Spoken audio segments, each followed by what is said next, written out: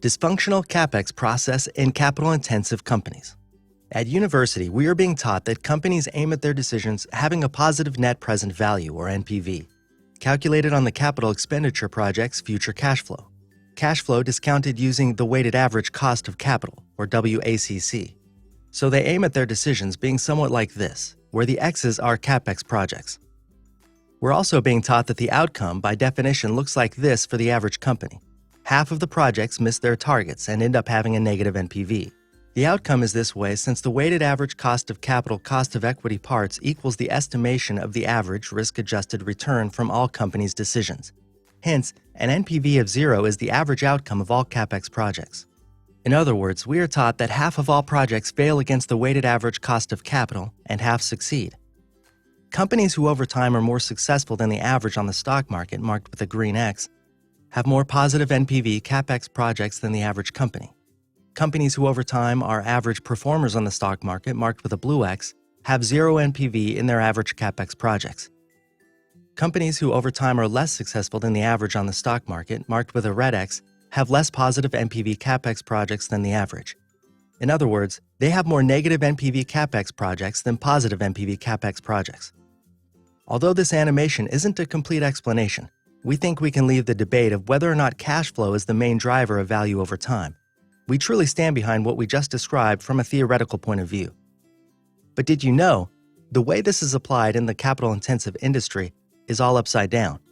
The way this is taught at universities is incorrect, as we explain in our more comprehensive article.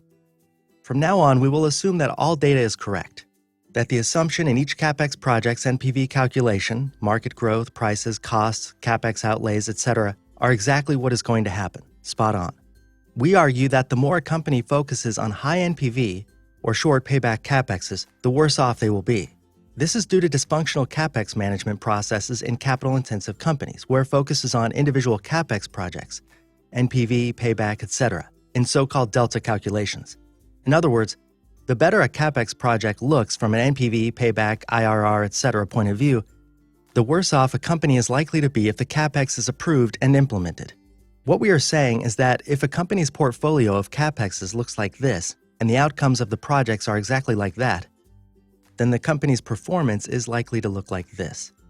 And if the company aims at getting even higher NPVs, quicker payback, which is in particular common when the company has capital restraints, then the company's performance is likely to be even worse off, like this.